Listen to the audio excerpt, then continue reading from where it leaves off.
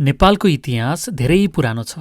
Gopal dynasty, Mahishpal dynasty हुँदै किरात राजाको इतिहास छ यहाँ। त्यसपछि लिच्छवी राजाहरू आए, मल्ल राजाहरू आए अनि शाह डाइनेस्टीबाट मोडर्न इतिहास सुरु भएको छ नेपालको। यी सबै कालखण्डहरूमा के कस्ता खाले पैसा युज भएका थिए त? गोपाल डाइनेस्टीमा सायद गाई वा गाईको दुध बहुमूल्य थिए होला, वा भनौँ महिषपाल डाइनेस्टीमा भैँसीहरू बहुमूल्य थिए होलान्। हामी आजको यो भिडियोमा नेपालको पैसाको बारेमा कुरा गर्नेछौँ, एउटा कम्प्लिट इतिहास नेपाली पैसाको। एन्सियन्ट टाइममा वा भनौँ प्राचीन कालमा बार्टरिङको सिस्टम थियो। नेपालीहरू खानेकुरा, टुल्स, औजारहरू सट्टापट्टा गर्थे। हन्टिङको फेजमा पनि बार्टरिङ थियो र जब एग्रिकल्चर सुरु भयो त्यसमा पनि बार्टरिङकै सिस्टम थियो। नेपाललाई रुल गरेका पहिला डाइनेस्टीहरू गोपाल डाइनेस्टी, महिषपाल डाइनेस्टी, उनीहरूको नामबाटै थाहा हुन्छ कि गाईबस्तुहरूको डोमेस्टिकेसन थियो त्यति बेला। गाईबस्तुहरूको लेनदेन सोसाइटीमा चल्न थालेको थियो त्यति बेला। तर किरात डाइनेस्टीमा आउँदा 5औं र 6औं सेन्चुरीमा मानदेव राजाले पहिलो पटक कोइन मिन्टिङ गरे। मानदेवले मिन्ट गरेको कोइनलाई मानाङ्क भनिन्छ। मानाङ्कलाई डाइसेक्ट गर्ने हो भने मान र अङ्क भेटिन्छ, जसको अर्थ हुन्छ नम्बरको भ्यालु। यो नै नेपालको फर्स्ट फर्म अफ करेन्सी थियो। मानदेवलाई यो अर्थमा पनि नेपाली सतोसी नाकामोटो भन्दा केही पनि फरक पर्दैन। मानाङ्कको सुरुवात भए तापनि सोसाइटीमा मेटल कोइनहरू त्यति पपुलर भइसकेका थिएनन् र विभिन्न कुराहरूले पैसाको फर्म लिइरहेका थिए। त्यसमध्ये सबैभन्दा पपुलर भएको थियो कौडी। हामीले तिहार, चाडपर्वहरूमा कौडा खेलेको कुरा सुन्छौँ। हो, त्यही कौडी इन्डियन ओसनको थ्रुबाट नेपालसम्म पनि आइपुगेको थियो। युनिक, दुर्लभ र कसैले डुप्लिकेट गर्न नसक्ने कौडी पैसाको रूपमा व्यापक फेमस पनि भएको थियो। लिच्छवी र मल्ल पिरियडमा आउँदा भने मेटल कोइनहरूको पपुलारिटी बढ्न थालेको देखिन्छ। राजाहरूले आफ्नो नाम र आफ्नो राज्य अङ्कित कोइनहरू बनाउन थालेका थिए। लिच्छवी कालमा कोइनहरू कप्परको हुन्थे, अर्थात् तामाको। तामाको कोइनहरूलाई चलन चल्तीमा पाना तामिका भनिन्थ्यो। एक कर्सा पाना बराबर 16 पानाको मूल्य थियो। कोइनहरूको डिजाइनमा इन्डियन एम्पायरहरूको इम्प्याक्ट देखिन्थ्यो। दिल्लीको सुल्तान, मुगल एम्पायर, गुप्ता एम्पायरबाट इन्फ्लुएन्स्ड भएको भन्न सकिन्छ। कोइनमा देवी देवताको इमेजहरू पनि अङ्कित हुन्थे। अर्नामेन्टल डिजाइनमा सर्कुलर वा स्क्वायर सेपहरू, टाइटल्सहरू, डेट्स अनि राजा रानीको नामहरू अङ्कित हुन्थे। लिच्छवी कालमा तामा थियो भने मल्ल राजाहरूले सिल्भर चाँदीको कोइनहरू मिन्ट गरेका थिए।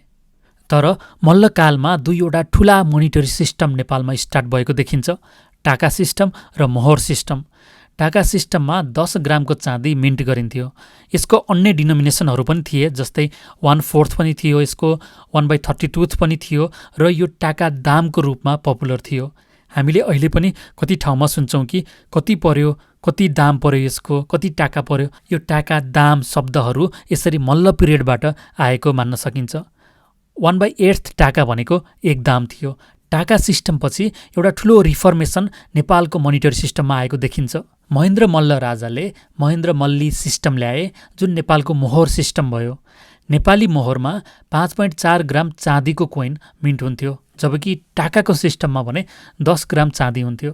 यसलाई निहाल्ने हो भने मोनिटरी डिभ्यालुएसनको खेल त्यति बेला मल्ल लिच्छवी कालमा पनि देखिन्छ। सायद सेन्ट्रलाइजेसनको विकनेस भनेर हामीले यसलाई बुझ्दा हुन्छ। एक मोहरको 2 सुका थियो, 2 मोहरको 1 रुपियाँ थियो। एक सुकाको 6.25 आना, 0.5 आनाको 2 पैसा र 1 पैसाको 4 दाम हुन्थ्यो भने एक मोहरको 128 दाम हुन्थ्यो। मोहर कोइन चाँदीको मात्र नभएर सुन र तामाको पनि मिन्टिङ गरिन्थ्यो। हामीले बोलीचालीमा सुनेकै छौँ सुनको असर्फी भन्ने शब्द। 4 मोहर बराबर 2 तोले असर्फीको रेट थियो त्यति बेला। अब यो नेपाली मोहर, नेपाली टाका, नेपाली दाम नेपालको ओरिजिनल नै हो त भन्ने क्वेसन आउला। पक्कै पनि होइन। 16th सेन्चुरी, 16औं शताब्दीतिर इन्डियाका एकजना राजा थिए, शेर शाह सुरी नाम गरेका।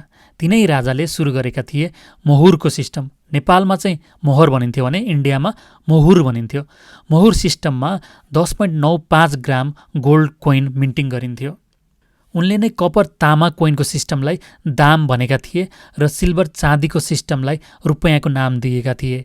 मुगलहरूले यो मोहर, दाम र रुपैयाँको 3वटा सिस्टमलाई पुरै भारतभरि नै फैलाएर मोनिटरी सिस्टम कन्सोलिडेट गर्ने ट्राई गरेका थिए। जसको उपज नेपालमा पनि नेपालका राजाहरूले मोहोरलाई मोहोरको रूपमा र दाम रुपैयाँको सिस्टमलाई यथावत राखेका थिए। 18th सेन्चुरीमा पृथ्वीनारायण शाहले नेपाल युनिफिकेसन गरेका थिए, तर उनले मल्लहरूकै मोहोर सिस्टममा नयाँ कोइनहरू मिन्टिङ गर्न थाले। मोहोर सिस्टम त्यसपछि झन पपुलर बन्यो। मल्लकालमा कोइनको डेट राजाको राज्य अभिषेक गरेको इयर हुन्थ्यो र नेपाल सम्बन्धमा हुन्थ्यो भने शाहकालमा चाहिँ कोइनको डेट कोइन मिन्ट गरेको इयर हुन्थ्यो र साका क्यालेन्डरमा। रानीहरूको नाममा पनि कोइनहरू स्पेसल मिन्टिङहरू हुन्थे। कोइनको सेप साइजमा थोरै केही चेन्जेसहरू हुँदै गए र हिन्दू देवीदेवता मन्दिर तथा धार्मिक र यान्त्रिक इमेजहरू इम्प्रिन्ट हुँदै गए। सन् 1903 अर्थात् विक्रम सम्वत 1960मा चाँदीको मोहर स्ट्यान्डर्ड करेन्सीको रूपमा इस्टाब्लिस भयो, जसलाई 50 पैसामा डिभाइड गरिएको थियो। यो मोहर सिस्टम मल्लकालदेखि पृथ्वीनारायण शाह हुँदै विक्रम सम्वत 1990-91 सम्म चलेको थियो। मोहर सिस्टमलाई विक्रम सम्वत 1990-91 तिर नेपाली रुपैयाँले रिप्लेस गरियो, जसमा 2 मोहरको 1 रुपैयाँ स्ट्यान्डर्ड राखिएको थियो। अचम्मको कुरा के थियो भने राणाहरूको पिरियडमा कुनै नयाँ व्यापक चेन्जेसहरू मोनिटरी सिस्टममा भएको भेटिँदैन। सायद मोहर रुपैयाँ अलरेडी इन्डियन सिस्टमसँग इन्फ्लुएन्स थियो र राणाहरू ब्रिटिस इन्डियन सरकारलाई रिजाउन भए पनि त्यही सिस्टममा बसिरहेका थिए। हामीले ध्यान दिनुपर्ने अर्को के कुरा छ भने इन्डिया र तिब्बतसँग नेपालको ठुलो व्यापार व्यवसाय थियो र त्यसै कारणले नेपालमा इन्डियाको र तिब्बतको कोइनहरू पनि प्रशस्तै चल्थे। नेपालमा पहिलेदेखि नै डुअल करेन्सी लिगल टेन्डरको रूपमा चलिरहेको थियो, इन्डियन करेन्सी र नेपाली करेन्सी।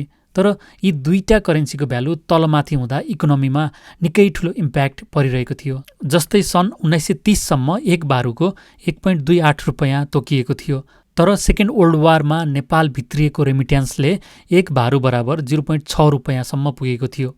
विक्रम सम्वत 2013मा नेपाल राष्ट्र बैङ्कको स्थापना भयो र यो सँगै 2019 सालमा नेपालमा नेपाली रुपैयाँको सिस्टम अफिसियल्ली सुरु भयो, जसमा 1 रुपैयाँ बराबर 100 रुपैयाँ तोकियो र इन्डियन करेन्सीलाई लिगल टेन्डरको मान्यताबाट खारेज गरियो। त्यस्तै 1 बारु बराबर 1.6 रुपैयाँको एक्सचेन्ज रेट तोकियो, जुन अहिलेसम्म नेपाल राष्ट्र बैङ्कले राम्रोसँग मेन्टेन गर्दै आएको छ। त्यसपछि नेपाल राष्ट्र बैङ्कले सेन्ट्रल ब्याङ्कको रूपमा काम गर्दै नीति नियमहरू बनाउँदै गयो। विभिन्न सरकारी तथा कमर्सियल ब्याङ्कहरू नेपालमा खुल्दै गए।